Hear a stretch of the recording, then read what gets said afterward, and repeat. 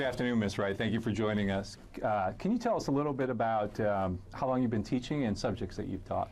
I've been teaching for approximately 15 years, and I started teaching in actually the elementary classroom first, right out of college, and I've taught a wide variety. I taught in second grade, then I taught in fourth grade in North Carolina. My husband was transferred. He was in the Army, and he was at Fort Bragg, so we were there for a couple of years.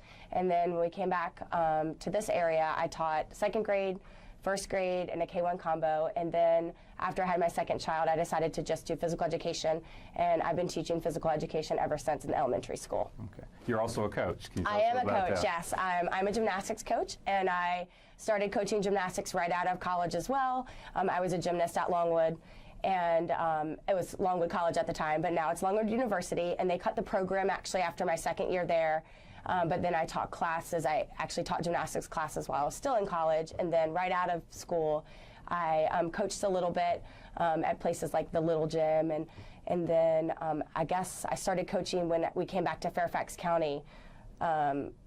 And I actually was coaching at Robinson High School as a gymnastics coach there, and I coached there for 4 years. And then when I moved to Loudoun County, I started coaching here at Freedom. Okay. So how long have you been the head coach of Freedom? I've been the head coach of Freedom for 6 years. Okay. And I was assistant coach for a few years before that. You had a pretty good year this year, too, right? Yes, we were state champions. Okay. Yes. Congratulations. Yes, very exciting. Do you find some similarities between what you do coaching and what you do teaching?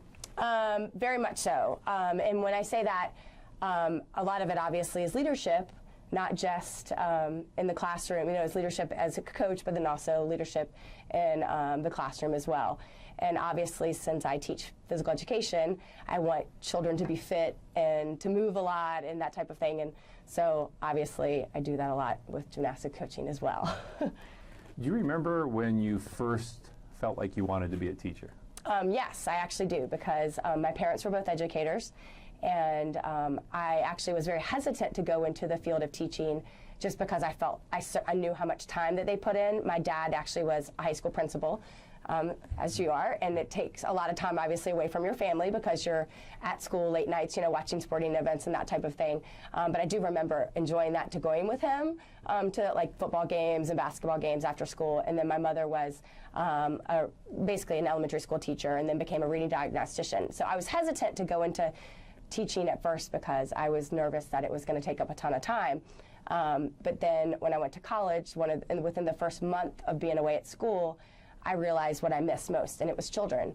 And so the second semester, actually, of my first year, I took a pedagogy class, which is basically a teaching class in physical education, and I knew right then.